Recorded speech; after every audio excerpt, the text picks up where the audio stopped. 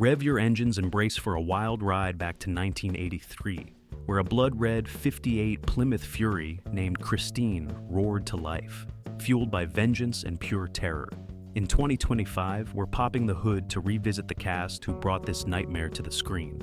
Then and now, from teen rebels to Hollywood legends. Buckle up for a haunting cruise down memory lane. Step into the shadows of a sleepy suburb, where awkward teen Arnie Cunningham swaps his thick glasses and zero confidence for a gleaming death machine. At 22, Keith Gordon captured that terrifying slide into obsession in John Carpenter's 1983 shocker, Christine. Fresh from Brian De Palma's Dressed to Kill, Keith's wide-eyed panic and raw vulnerability made Arnie's bond with the possessed Plymouth Fury hit like a midnight drive gone wrong. In 2025, at 64, Keith Gordon has traded the spotlight for the director's chair, helming gripping episodes of Fargo, The Exorcist, and Legion. Interesting fact, he co-wrote and starred in 1986's indie gem Static, snagging Best Actor at the Madrid Film Festival, proving his wheels were always behind the camera too. Sprint onto the sunlit gridiron of a 1978 California suburb, where Dennis Gilder, the all-star quarterback with a heart as big as his playbook. At 22, John Stockwell electrified John Carpenter's 1983 horror classic, Christine, with raw charm and grit. Fresh from losing it, with Tom Cruise, his desperate dashes from the car's glowing headlights dodging death with fierce loyalty, made Dennis the hero we rallied behind. In 2025, at 64, John Stockwell thrives as a director, his 2002 surf epic Blue Crush still riding high as a cult classic, inspiring coastal dreamers, while his Emmy-nominated Cheaters 2020 script keeps his pen sharp. Interesting fact, as a teen model in Italy, John charmed Andy Warhol, earning shout-outs in the Warhol Diaries as the Texan who lit up Studio 54. Lee Cabot, the compassionate new girl who dares to love the unlovable Arnie, only to clash with his crimson temptress on wheels. At 20, Alexandra Paul ignited the screen with fierce grace in John Carpenter's 1983 masterpiece, Christine. Fresh from modeling runways in New York, her blend of tenderness and terror as Lee's world unravels screaming through stormy chases and fiery betrayals. In 2025, at 62, Alexandra Paul channels her energy into eco-activism and health coaching, co-hosting the award-winning Switch for Good.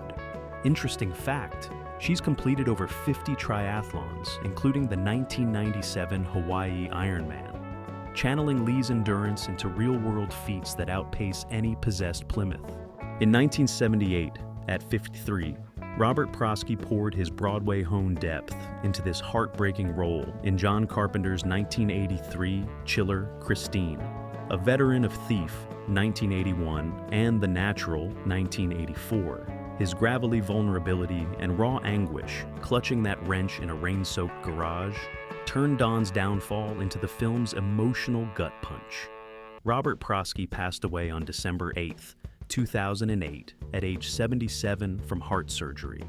Emmy-nominated for Hill Street Blues, he voiced the shell-shocked senior citizen in Disney's The Emperor's New Groove, 2000. Interesting fact, stepping in after Michael Conrad's death, Prosky's gruff desk sergeant Jablonski on Hill Street Blues popularized the catchphrase, "Let's do it to them before they do it to us," turning a tough love quip into 80s TV gold. In 1978, where Detective Rudy Junkins, a rumpled cop with a nose for the uncanny, chases the trail of a killer car with gritty resolve.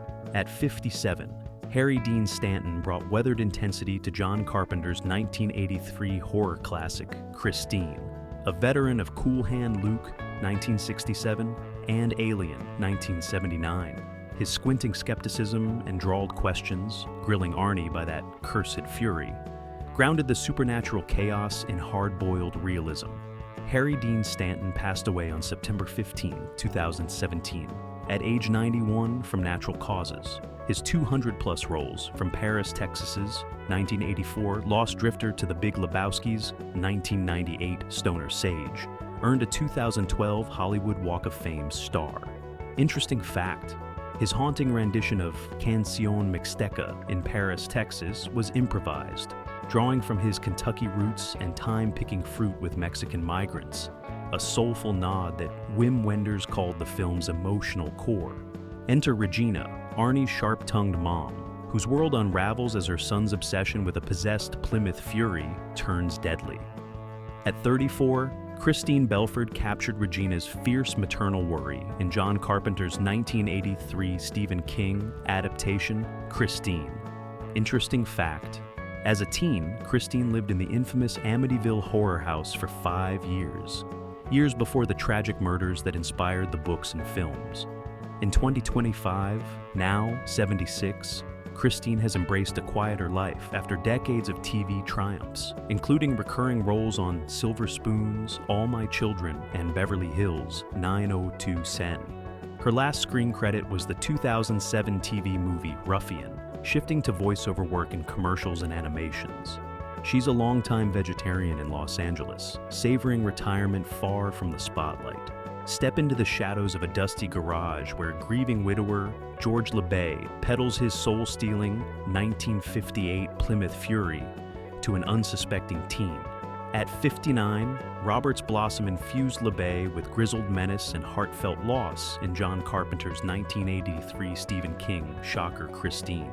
Interesting fact, a Harvard dropout and 3-time Obie Award-winning poet, Roberts published volumes like Come Walk With Me and The Beer Can. Roberts Blossom passed away in 2011. At age 87, he died of natural causes in Santa Monica, California, leaving a legacy of quirky curmudgeons, from Home Alone's shovel-wielding neighbor to TV gems like Northern Exposure. Married to Marilyn Ornstein since 1979 until her 2009 passing, his offbeat charm endures in cult classics, a timeless gear in Hollywood's engine. Enter Buddy, the leather-jacketed bully kingpin, whose grudge against Arnie sparks a rampage of vandalism that awakens Christine's wrath.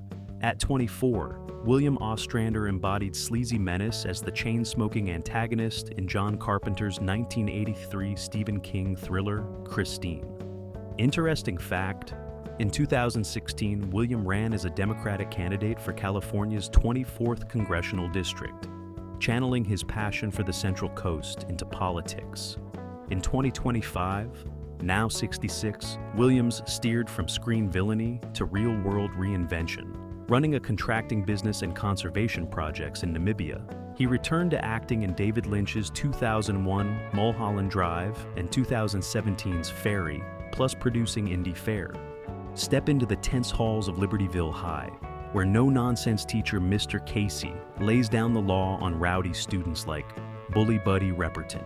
At 44, David Spielberg brought authoritative grit to the role in John Carpenter's 1983 Stephen King adaptation, Christine. His sharp confrontation over a switchblade adds early sparks to the horror, building on his screen debut in 1972's The Effect of Gamma Rays on Man in the Moon, marigolds and TV spots in The American Girls. David Spielberg passed away in 2016. At age 77, he succumbed to cancer in Los Angeles, California, capping a career of memorable TV turns on ER, Star Trek, The Next Generation, Baywatch, and Law & Order. Married twice, to Barbara Gladstone and Janie Glassman-Tootleman, his final role was the 2007 horror flick Flight of the Living Dead. His steady presence lives on in genre gems, a timeless authority behind the scenes. Lurking in Buddy's greasy crew, sniveling Moochie Welch, is the twitchy sidekick whose switchblade taunts push Arnie over the edge. At 21, Malcolm Danare channeled jittery sleaze into the role in John Carpenter's 1983 Stephen King screamer, Christine. His frantic flight from the headlights off Fury, ending in a gruesome crush, amps the terror, hot off his 1983 debut as Potide in The Lords of Discipline, and a blink and miss in Flashdance. In 2025, now 63, Malcolm's revved into voiceover mastery, voicing Kipling in Monster High and Tiny in Ever After High. He's voiced Dr. Mendel Craven across the 1998 Godzilla film and series, recurred as villain Ned Ostroff on CSI Miami, and dipped into producing with indies like The Taker. Based in Los Angeles, he juggles family life with theater teaching at Santa Monica College, his career purring steadily. Deep in Buddy Repperton's roughneck gang, chain-smoking Don Vandenberg is the hot-headed mechanic whose garage becomes ground zero for Christine's rampage. At 26, Stuart Charno slathered on greasy menace in John Carpenter's 1983 Stephen King thriller Christine, fresh from his slasher debut as prankster Ted in 1981's Friday the 13th Part 2. In 2025, now 68, Stewart's shifted from on-screen chaos to behind-the-scenes sci-fi legacy, with guest spots on The X-Files, MASH, and Profiler.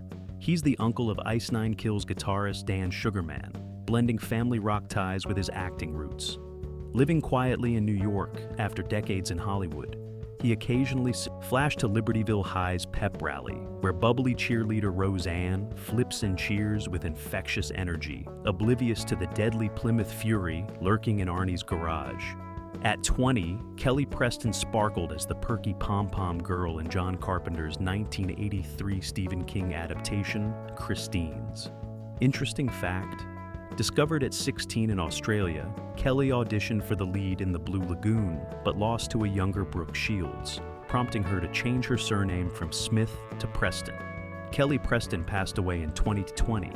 At age 57, she succumbed to breast cancer in Clearwater, Florida, after a private 2-year battle.